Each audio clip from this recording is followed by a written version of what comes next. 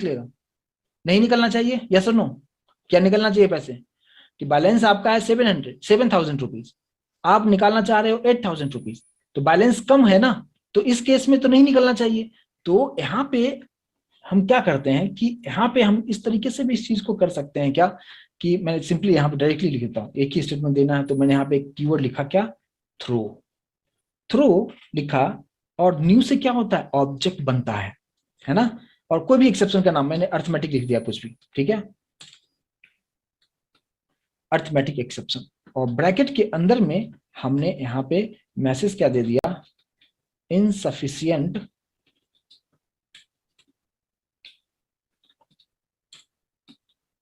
Balance, है ना, कुछ इस तरीके से मैंने मैसेज दे दिया, ठीक है, कुछ इस तरीके से, जस्ट इतना हमने रखा है। और इसके बाद हम लोग क्या करेंगे, यहाँ पे एक मैसेज, मैं सिस्टम डॉट पे मैसेज दे देता हूँ, ताकि हमें समझ में आ जाए कि इंटरनली सब कुछ ठीक है कि नहीं है। और इसके बाद हम यहाँ पे एटीएम मशीन पे एक मैसेज हम क्या दे देंगे, ट्रांजैक्शन कंप्लीटेड, है ना, आपका बैलेंस कम है, वो ये मैसेज दे देगा, और फिर लास्ट में ट्रांजैक्शन कंप्लीटेड आपको बता देगा। और यहाँ पे देखते हैं कि लास्ट में कि आगे का प्रोग्राम कंटिन्यूज होता है या नहीं होता है, या आपका प्रोग्राम टर्मिनेट हो जाएगा। यहाँ पे क्या लिखा, प्रोग्राम कंटिन्यूज, कुछ इस तरीके से हमें एक मैसेज हमने दे दिया है, ठीक है, कुछ ऐसा रखा। तो ये जो एक्सेप्शन है और ये जो मैसेज मैंने दिया है, ये मैंने खुद के लिए दिया है, और ये यूजर डिफाइंड है, ना कि इनबिल्ट है। जैसे अभी आप देख रहे थे यहाँ पे, जो भी मैं आपको दिखा रहा था ऊपर जो मैसेज आ रहा था ना, ये सब चीजें, arithmetic exception, divide by zero, ये सब चीजें इनबिल्ट था पहले से, मतलब ऑलरेडी पहले से सेट है, हमने नहीं रखा था। लेकिन मैं चाहता हूं कि ये मेरा मैसेज मैंने खुद से यहाँ पे सेट करने की कोशिश किया है।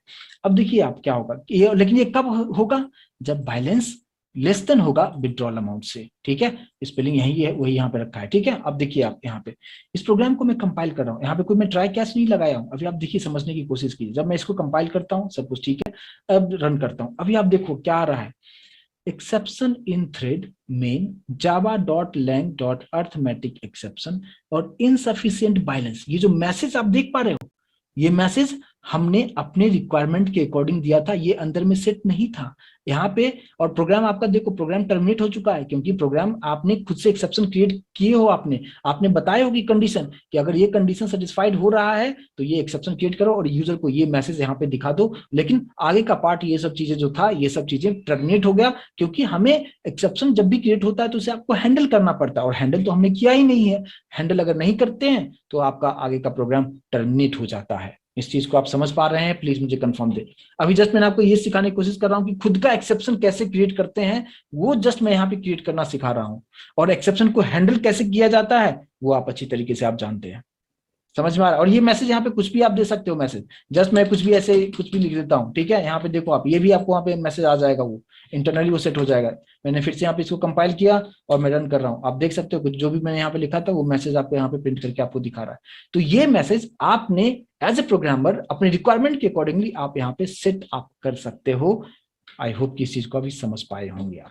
यस और नो प्लीज मुझे कंफर्मेशन जरूर दें। आइडल ना बैठे, जस्ट एकदम ऐसे बैठ जाते हैं आप लोग की लगता है सो ही जाते हो, मैं हवा में बातें करता रहता हूँ। क्लियर है यहाँ तक? प्लीज मुझे कंफर्मेशन जरूर दें।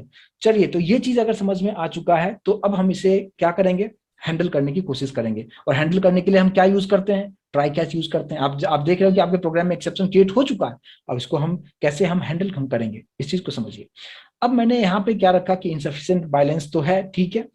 अब यहाँ पे जस्ट हमें यहाँ पे ये मैसेज दे देंगे कि ट्रांजेक्शन कंप्लीटेड, और इस पर्टिकुलर पार्ट को जो है, यानी इफ के अंदर यहाँ पे यहीं पे मैंने क्या लगा दिया, ट्राई लगा दिया, ठीक है। और यहाँ पे ट्राई को क्लोज कर देता हूँ, यानी ये पूरा पार्ट ट्राई के अंदर में रख देता हूँ। और इसके नीचे आके यहाँ पे कैच में एक्सेप्शन ऑब्जेक्ट का नाम, और यहाँ पे आके हम लोग मैसेज जो भी आपको देना है, प्रिंट करवाना है, आप प्रिंट करवा दीजिए। और मैं प्रिंट क्या करवाऊंगा, मैं प्रिंट करवा दूंगा क्या, यहाँ पे E dot gate message method. अभी जस्ट मैंने आपको बताया गेट मैसेज मेथड करता क्या है वो, ठीक है। और इसको मैं यहाँ पे प्रिंट कराने की कोशिश में करता हूँ, ठीक है। और लास्ट में प्रोग्राम को कंटिन्यूस भी करा के रखता हूँ कि अगर ये अच्छी तरीके से हैंडल हो जाएगा तो प्रोग्राम आपका एबनॉर्मल तरीके से बंद नहीं होगा और ये आगे का पार्ट कंटिन्यू चलता रहेगा। अब अगर इस तरीके से अगर करने के बाद अब आप इसको आप कंपाइल करके देखिए कि किस तरीके से ये हैंडल हो रहा है या नहीं हो रहा है। यहाँ तक तो ठीक है। यहाँ पे देखिए आप इनसफिशिएंट बैलेंस और प्रोग्राम कंटिन्यूस, यानी आपका जो एटीएम मशीन है वो क्रैश नहीं होगा, बंद नहीं होगा, खराब नहीं होगा और ये प्रॉपर तरीके से काम करेगी। जस्ट मैसेज दे दिया और फिर आगे का पार्ट भी कंटिन्यूस, मतलब सब कुछ सही तरीके से काम कर रहा है। ठीक है, तो ये जो इनसफिशिएंट बैलेंस आया किसकी वजह से आया, ये तो मैसेज हमने सेट किया था और हमने यहाँ पे हैंडल कर लिया है, तो आपको पूरा प्रॉपर तरीके से e.get मैसेज की वजह से ये सब मैसेज आपको दिखा रहा है। लेकिन अगर आप सिर्फ यहाँ पे ई लिखो, मैंने भी आपको बताया भी कि अगर आप ई लिखते हो तो मैसेज क्या आएगा, पूरा आपने जो दिया था, हमने जो थ्रो किया था वो पूरा आपको दिखाएगा।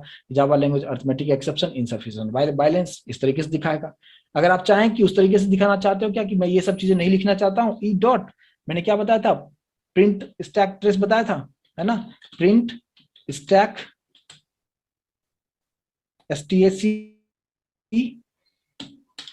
स्टैक ट्रेस मेथड, है ना, कुछ इस तरीके से अगर मैं करके यहाँ पे देखें, अब आप यहाँ पे देखें, यहाँ पे हमने इसको कंपाइल किया, सब कुछ ठीक है, रन किया, आप देख सकते हो पूरा लाइन नंबर के साथ आपको बता रहा है कि लाइन नंबर 10 में ये सब चीजें प्रॉब्लम है, इनसफिशिएंट बैलेंस, सब कुछ आप कर सकते हैं।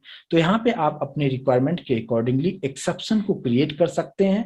कब, जब आप जैसा आप सोच रहे हो कि मुझे इस तरह का यूजर को एक मैसेज दिखाना है, एक एक्सेप्शन क्रिएट करना है, तो उस वक्त आप क्या यूज करेंगे, थ्रो कीवर्ड के थ्रू आप खुद का एक्सेप्शन आप क्रिएट कर सकते हैं। लेकिन फिर से उसको हैंडल करने के लिए वही ट्राई और कैच वाला जो फंडा है वो आपको यूज करना पड़ेगा। आई होप कि इस चीज को समझ पाए होंगे। यस और नो प्लीज मुझे कंफर्मेशन जरूर दें कि हम यहाँ पे इसका यूज हम किस तरीके से हम कर सकते हैं।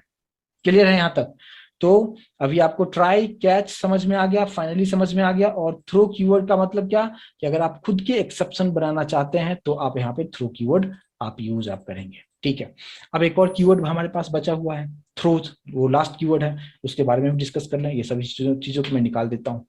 मैंने एक एग्जाम्पल आप लोगों को दिया था, मैं वही एग्जाम्पल को मैं समझाने की कोशिश करूंगा। जैसे मान लीजिए कि मैंने एक क्लास ले लिया, क्लास का नाम कुछ अलग देता हूँ, मैक नाम दे दिया क्लास का नाम।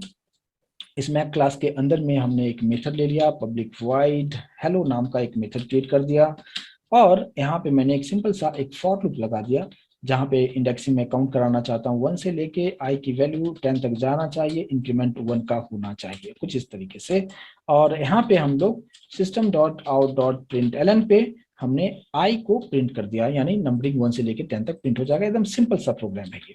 तो इसको हम कैसे रन करेंगे, रन करने के लिए आपको क्या करना होगा, आपको सबसे पहले तो मैक के लिए ऑब्जेक्ट बनाना होगा। तो हमने यहाँ पे मैक के लिए ऑब्जेक्ट बना दिया और ऑब्जेक्ट में डॉट ऑपरेटर यूज करते हुए हमने हेलो को कॉल कर दिया।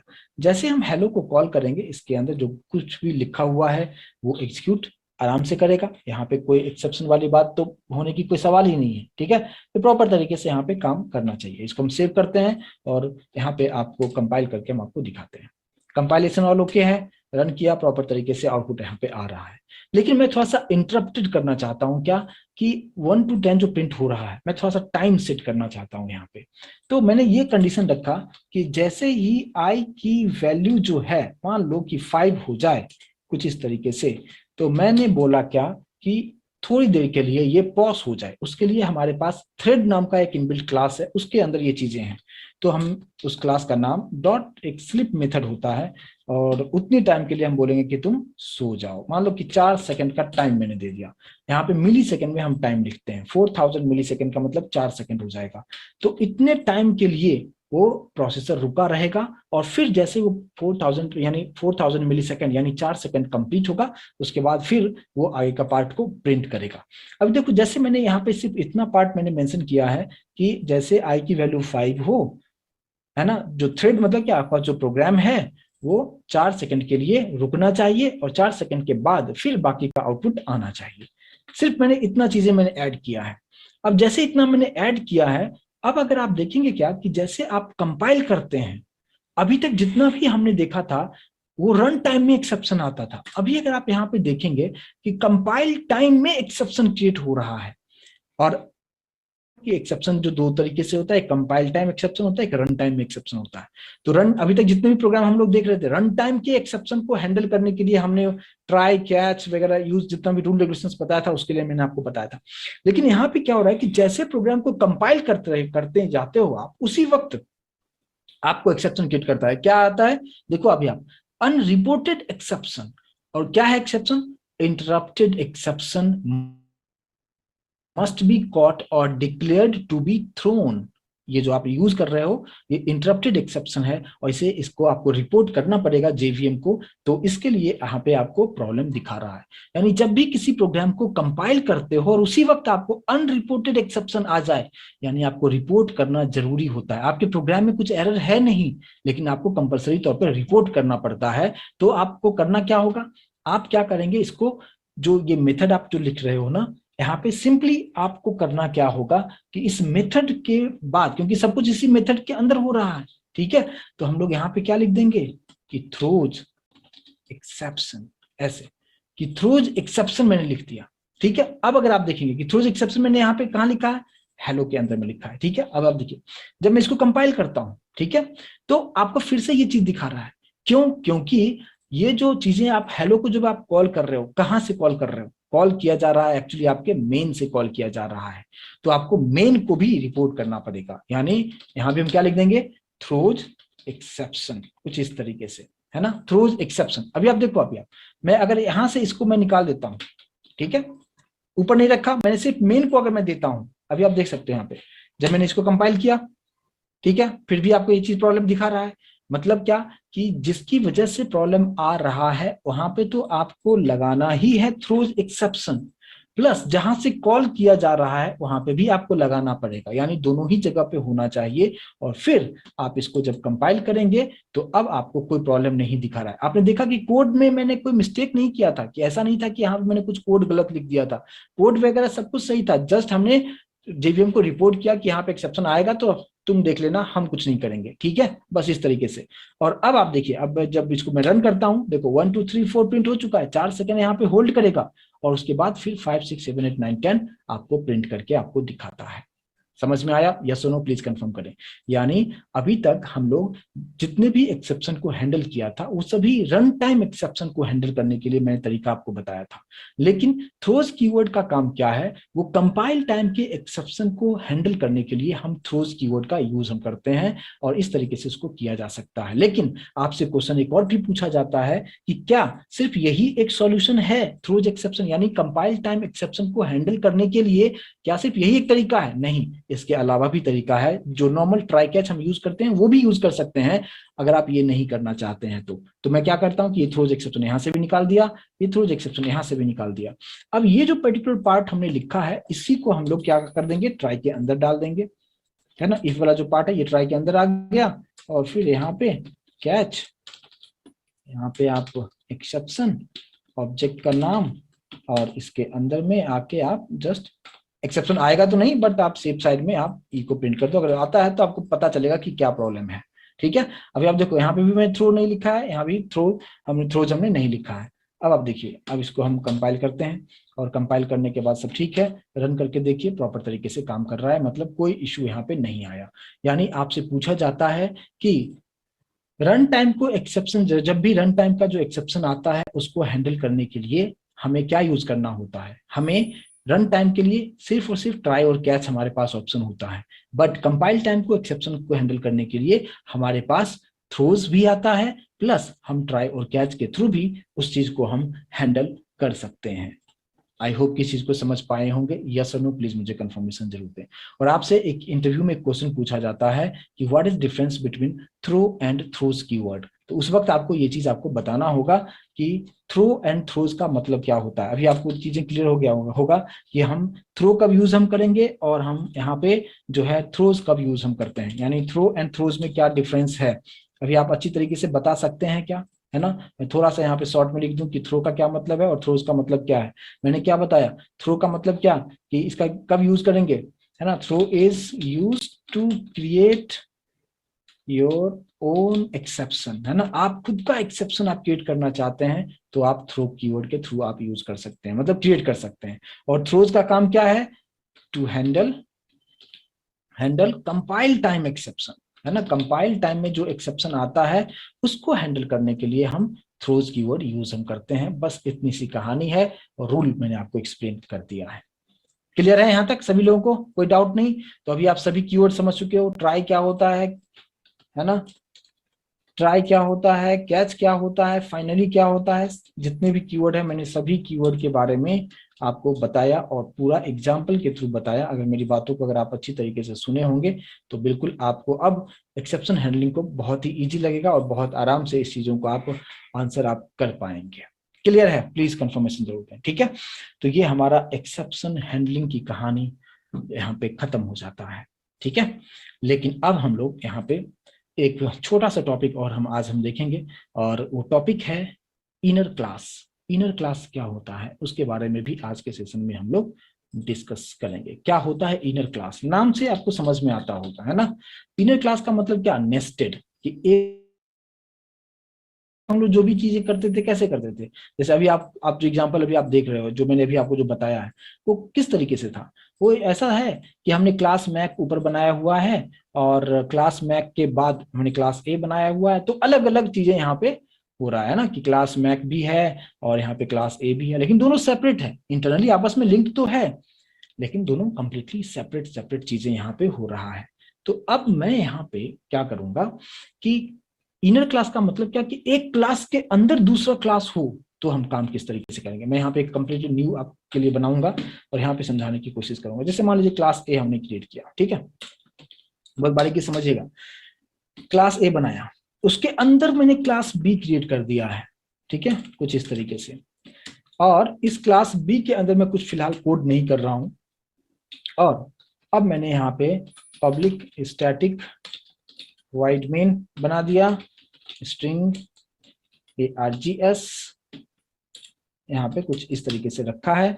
और यहाँ पे एक मैसेज प्रिंट कर देता हूं मैं। सिस्टम डॉट आउट के अंदर में हमने एक मैसेज प्रिंट कर दिया, hello I am in class outer.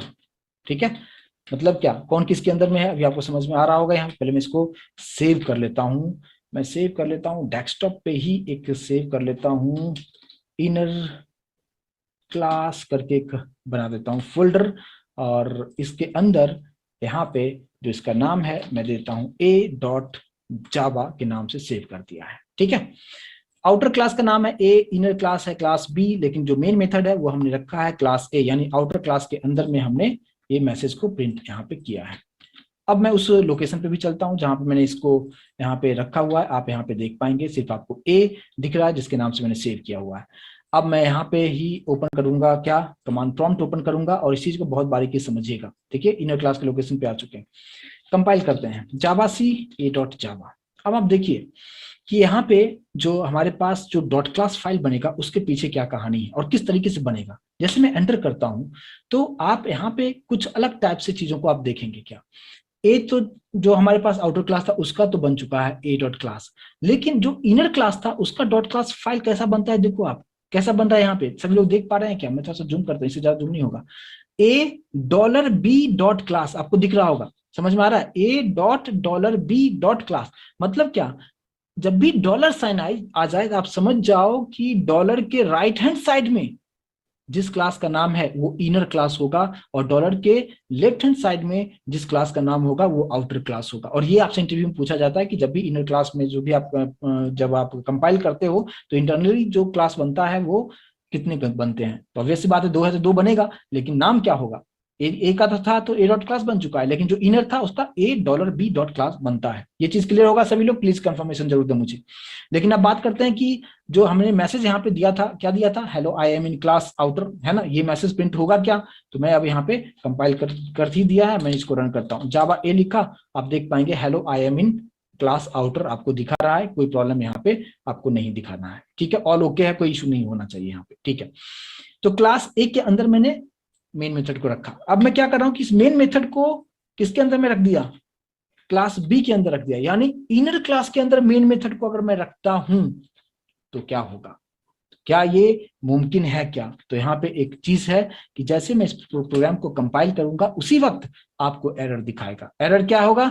Illegal static declaration in inner class. कहीं इसका कहने का मतलब ये है कि इनर क्लास के अंदर आप मेथड बना सकते हो, लेकिन कोई ऐसा मेथड मत बनाओ जो कि स्टैटिक मेथड हो। और मेन मेथड में स्टैटिक तो लगा हुआ होता ही होता है, इसलिए ये आपको एरर दिखाता है। तो आपसे इंटरव्यू में क्वेश्चन पूछा जाएगा क्या, कि क्या इनर क्लास के अंदर में can we put main method? तो आपको डायरेक्टली आंसर बताना है नो, क्योंकि यही सिंटैक्स ठीक है, इनर क्लास के अंदर में कोई भी स्टैटिक मेथड को हम नहीं रख सकते हैं, जिसकी वजह से ये आपको एरर आपको दिखाता है। तो ये भी चीज क्लियर होगा कि आउटर क्लास के अंदर में हम रख सकते हैं, बट इनर के अंदर में हम नहीं रख सकते हैं। अब पहले जैसा था उसी तरीके से मैं यहाँ पे रख देता हूँ। तो ये चीज क्लियर होगा, प्लीज मुझे कंफर्मेशन जरूर दें समझ में अगर आ रहा है तो। अब मान लीजिए क्लास ए के अंदर में जो इनर क्लास क्लास बी है, इस क्लास बी के अंदर में मैंने यहाँ पे पब्लिक वॉइड मान लो कि शो नाम का एक मेथड क्रिएट कर दिया है, और इसके अंदर मैं मैसेज को प्रिंट करना चाहता हूँ। इसके अंदर मैंने यहाँ पे प्रिंट क्या कर दिया, मैंने प्रिंट कर दिया hello I am in inner class, कुछ ऐसा मैसेज मैंने दे दिया। क्लास बी के अंदर में एक मेथड बना दिया है। अब आप बताएं कि क्लास बी के इस मेथड को कैसे एक्सेस किया जाएगा, कैसे किया जा सकता है, प्लीज मुझे रिस्पॉन्ड करें। क्योंकि क्लास बी के पास मेन मेथड तो रखा जा ही नहीं सकता है, आपने देखा एरर दिखा रहा था। और क्लास ए के पास में मेन मेथड है, और आप जानते हो कि मेन मेथड अगर यहाँ पे क्लास ए के पास में है तो इसके थ्रू हम क्लास बी को कैसे एक्सेस कर सकते हैं। आप में से कुछ आंसर दे रहे हैं कि बी के लिए ऑब्जेक्ट बनाइए और बी के ऑब्जेक्ट से इसको कॉल कीजिए। इस तरीके से नहीं होगा। वो कब होता है, जब क्लास ए और क्लास बी दोनों बाहर हो तो ऐसा मुमकिन है। यानी आप में से बहुत सारे लोग मुझे बता रहे हैं क्या कि हम बी के लिए ऑब्जेक्ट बना लें और फिर बो डॉट शो मेथड को कॉल कर दें। इस तरीके से बहुत सारे लोग यहाँ पे आंसर कर रहे हैं, बट ऐसा पॉसिबल कब होता है, जब क्लास ए और क्लास बी अलग अलग हो तो। बट यहाँ पे क्लास ए के अंदर क्लास बी है तो ऐसा मुमकिन नहीं है। अब देखिए कंपाइल जब आप करेंगे तो आपको ये चीजें आपको दिखाएगा। क्या दिखा रहा है, non static variable this can not be difference from the static context. जो है ये चीजें कर रहे हैं आप यहाँ पे नहीं हो सकता है। इसका मतलब ये कि इसका तो नहीं किया जा सकता है। अब इसका मतलब क्या है कि क्लास बी के मेंबर को अगर एक्सेस करना होगा तो क्लास बी है कहाँ पे, क्लास ए के अंदर में। यानी पहले क्लास ए के लिए ऑब्जेक्ट बनाना होगा और क्लास ए के ऑब्जेक्ट के हेल्प से क्लास बी का ऑब्जेक्ट बनाना होगा और फिर उसके मेथड को कॉल करेंगे तो आउटपुट आएगा। समझ में आ रहा है, यस और नो, प्लीज मुझे कंफर्मेशन जरूर दे। मैंने क्या बताया कि क्लास ए के अंदर क्लास बी है तो क्लास बी के अंदर जाने से पहले मुझे क्लास ए के लिए ऑब्जेक्ट बनाना पड़ेगा और उस ऑब्जेक्ट के हेल्प से क्लास बी के अंदर जाके यानी क्लास बी का ऑब्जेक्ट बनाना पड़ेगा और फिर क्लास बी के ऑब्जेक्ट से फिर हम शो को मेथड को कॉल हम कर पाएंगे। कैसे किया जा सकता है इस चीज को बहुत आराम से समझिए यहाँ पे कैसे किया जा सकता है। जैसे मैंने यहाँ पे ए ओ रखा, ए के लिए ऑब्जेक्ट बना दिया, सबसे फर्स्ट स्टेप। अब मैंने यहाँ पे क्या बताया कि मुझे अब ए के ऑब्जेक्ट के हेल्प से बी का ऑब्जेक्ट बनाना है। ठीक है, तो कैसे बनाएंगे, एक ऑब्जेक्ट का नाम क्या है, एओ है। एओ के ऑब्जेक्ट में डॉट ऑपरेटर यूज करते हुए मैंने क्या लिखा, न्यू बी। मतलब क्या होगा कि ए के ऑब्जेक्ट के हेल्प से मैंने बी का ऑब्जेक्ट बनाया। ठीक है, तो इसको हम कैसे बताएंगे, यहाँ पे स्टोर हम कैसे इधर कर लेंगे, ए के अंदर बी है और फिर ऐसे कि ए क्लास के अंदर बी है, ये उसका ऑब्जेक्ट का नाम है और फिर इसका ऑब्जेक्ट हमने बना लिया है। और फिर अब आप बीओ में डॉट ऑपरेटर यूज करके आप शो को आप कॉल करेंगे तो ही ये चीजें कॉल होगा। और अब मैं इसको कंपाइल करके आपको दिखाऊं तो यहाँ पे सब कुछ सही आना चाहिए और रन करने के बाद hello I am in inner class आपको प्रिंट करके दिखा रहा है। समझ में आया, यस और नो, प्लीज मुझे जरूर बताएं कि समझ में आया या समझ में नहीं आया। क्लियर है, मेरी वॉइस आ रही है नहीं आ रही है, मुझे समझ में नहीं आ रहा है।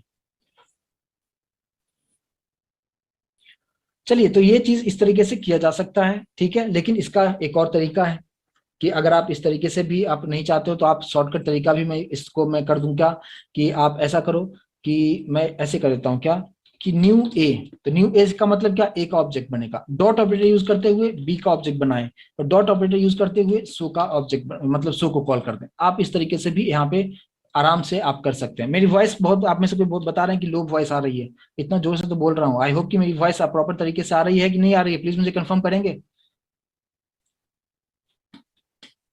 अब अगर मैं इस प्रोग्राम को कंपाइल करता हूं और यहाँ पे रन करता हूं, आप देख पाएंगे hello I am in inner class, यहाँ पे आपको मैसेज प्रॉपर तरीके से यहाँ पे दिखा रहा है। ठीक है, चलिए, तो आप इस तरीके से भी आप ऑब्जेक्ट आप यहाँ पे बना सकते हैं और कोई प्रॉब्लम यहाँ पे क्रिएट नहीं होगा। आप अगर ऐसा भी आप चाहो कि जैसे मान लो कि क्लास ए है, क्लास ए के अंदर बी है, मैंने यहाँ पे क्लास सी दे दिया।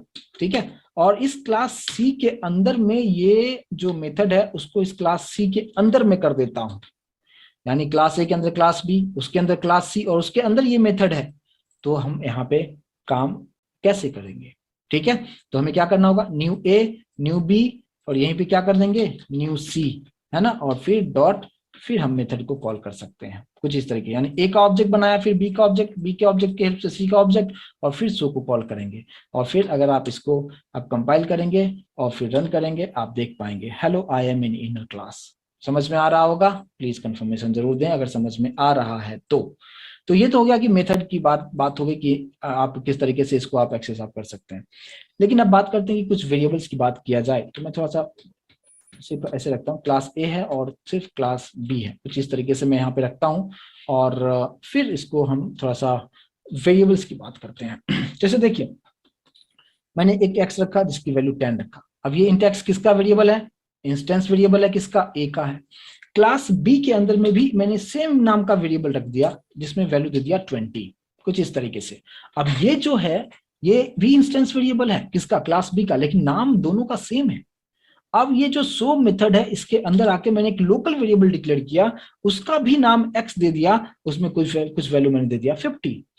और अब मुझे अगर यहाँ पे प्रिंट करना होगा एक्स को, तो आप बताएंगे कि यहाँ पे कौन सा एक्स प्रिंट होगा?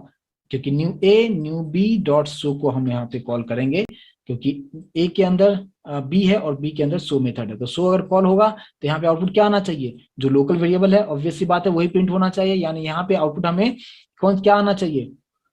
50 आना चाहिए। यस और नो? यहाँ पे जो आंसर आना चाहिए क्या आना चाहिए? यहाँ पे 50 आना चाहिए। और अगर मैं इस प्रोग्राम को कंपाइल करता हूँ और कंपाइल करने के बाद जब रन करता हूँ, आप यहाँ पे आउटपुट आप 50 यहाँ पे देख पाएंगे।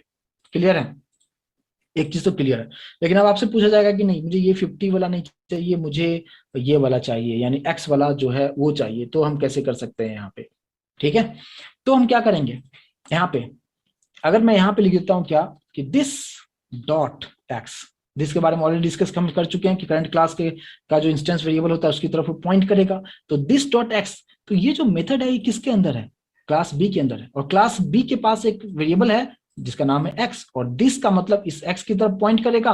तो इस केस में आउटपुट क्या आना चाहिए? यहाँ पे 20 आना चाहिए।